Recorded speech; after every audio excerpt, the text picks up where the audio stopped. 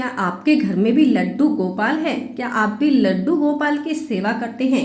परंतु क्या आपको पता है कि लड्डू गोपाल को हमें कितने समय भोग लगाना चाहिए, कितनी बार भोग लगाना चाहिए? ये नियम शायद कुछ ही लोग जानते होंगे, जाने अनजाने में कुछ लोग गलती भी कर देते हैं। लड्डू गोपाल को खाना खिलाते समय बहुत ज़्यादा नियमों की ज़रूरत है। लड्डू गोपाल को कैसे और कब खाना खिलाना है, ये सब आपको वीडियो के माध्यम से बताया जाएगा। इससे पहले आपको वीडियो को लाइक और शेयर ज़्यादा से ज़्यादा करना है, क्योंकि ये वीडियो हर लड्डू गोपाल के पास पहुंचनी चाहिए जिन भक्तों ने लड्डू गोपाल को अपने घर में रखा हुआ है। क्या आप भी लड्डू गोपाल के नियम अनुसार पूजा अर्चना करते हैं? क्या आप भी लड्डू गोपाल को भोग लगाते हैं? यदि हाँ, तो आप किस प्रकार से नियम अनुसार लड्डू गोपाल को भोग लगा देते हैं? कहा जाता है कि एक जो देवी थी जो कि नियम अनुसार लड्डू गोपाल के लिए सुबह 3 से 4 बजे के बीच में खिचड़ी बनाया करती थी। कहा जाता है कि वो जो थी वो बिना नहाए ही लड्डू गोपाल के लिए भोग बनाया करती थी, और लड्डू गोपाल उसके भोग को, भगवान जी कृष्ण भगवान उसके भोग को बड़े ही चाव से खाते थे। एक बार ऐसा हुआ कि उसे नहाते नहाते बहुत ज़्यादा लेट हो गया। 9-10 के आसपास उसका टाइम हो गया जब वो नहाने के लिए गई। कोई पंडित जी महाराज आए तो उन्होंने देखा कि वह अब नहा रही है, तो उन्होंने उसे कहा कि तुम बिना नहाए ही लड्डू गोपाल को, भगवान को, कृष्ण भगवान को भोग लगाती हो, तुम तो बहुत ज़्यादा बड़ा पाप कर रही हो। उसने सोचा क्या क्या ऐसा हो सकता है गुरुजी, क्या मैं ऐसा इतना बड़ा पाप कर रही हूँ?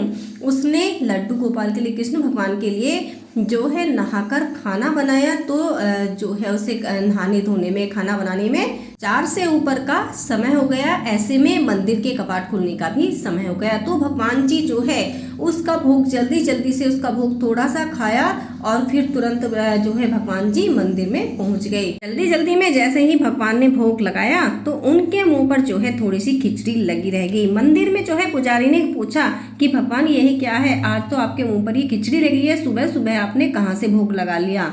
तो उन्होंने जो है पुजारी को सारी बात बताई। तो ऐसे में भगवान जी ने आदेश दिया कि उन माता को बोल के आओ कि वो माता जैसे पहले से भोग लगाती आ रही हैं उसी तरीके से मुझे पहले से भोग लगाएंगी, मुझे उनका वो ही भोग स्वीकार है। क्योंकि भगवान कहते हैं कि भगवान प्रेम के भूखे हैं, भगवान सिर्फ प्रेम से दिया हुआ भोग ही लगाते हैं। इसलिए भगवान के लिए हमें प्रेम से भोग लगाना चाहिए, नियम अनुसार भोग लगाना चाहिए।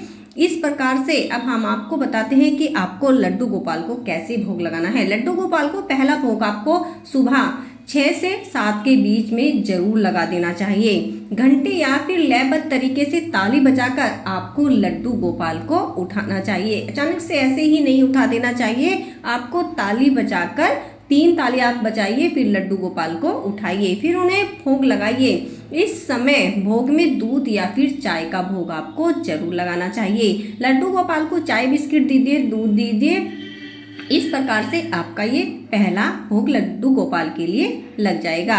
यदि आप इस प्रकार से नियम अनुसार लड्डू गोपाल को भोग लगाते हैं तो वो भोग आपका सम्मान्य होता है।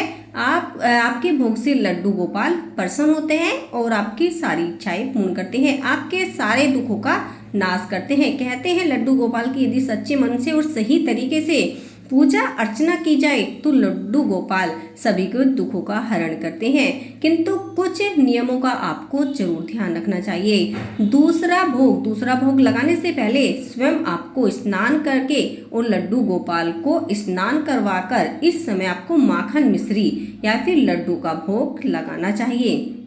जब सुबह आप स्नान आदि कर ले, फिर लड्डू गोपाल को स्नान कराए, फिर आप उसके बाद उन्हें लड्डू गोपाल को मिश्री, माखन, लड्डू या फिर जो भी आप भोग लगाना चाहते हैं उन चीज का भोग लगा सकते हैं। जो भी आप चाहते हैं अपनी श्रद्धा अनुसार, जो आप चाहते हैं लड्डू गोपाल को भोग लगाना, उस चीज का भोग लगाइए। फिर जो है लड्डू गोपाल को आपको वस्त्र आदि पहनाने हैं उससे पहले, और लड्डू गोपाल का दैनिक आपको श्रृंगार करना है।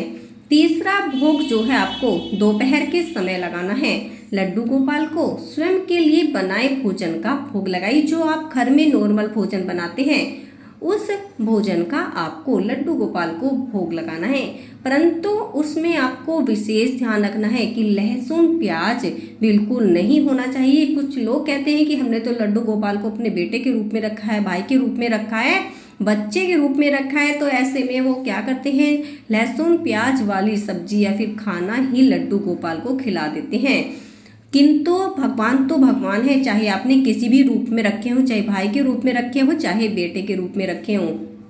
इसलिए आपको लड्डू गोपाल को भूल से भी लहसुन प्याज वाला भोजन नहीं खिलाना चाहिए, क्योंकि यह हमें पाप का दोषी बनाता है, हमें जो है पाप के भागी बन जाते हैं हम जाने अनजाने में। इसलिए ये भूल मत कीजिए कि आप लहसुन प्याज का भोग लड्डू गोपाल को लगाएं।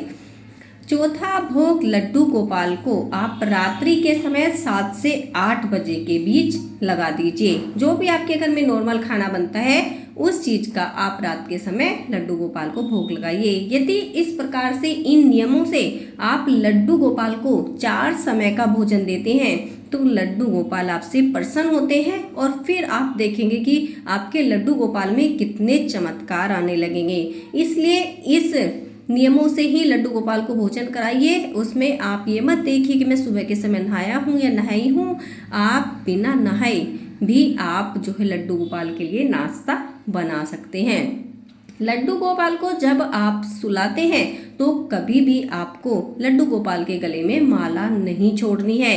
कहते हैं यदि हमने लड्डू गोपाल के गले में जो है माला छोड़ दी और उस माला का उठते ही हमने जो है दर्शन कर लिया तो हमारा दुर्भाग्य हमारे साथ चलने लग जाता है। इसलिए हमें रात को लड्डू गोपाल का सारा श्रृंगार उतार कर साइड में रख देना चाहिए और फिर नहला धुला कर लड्डू गोपाल का श्रृंगार करना चाहिए। फिर उन्हें चाय बिस्किट या फिर दूध जो आप देना चाहते हैं सुबह के समय वो देना चाहिए। वीडियो अगर आपको थोड़ी सी भी पसंद आई है तो वीडियो को लाइक और शेयर जरूर कीजिएगा। साथ ही साथ आपके पास कितने नंबर के लड्डू गोपाल हैं, कितने बड़े लड्डू गोपाल हैं, ये कमेंट बॉक्स में जरूर बताइएगा। साथ ही साथ आपने अपने लड्डू गोपाल का क्या नाम रखा है वो प्यारा सा नाम भी जरूर बताइएगा।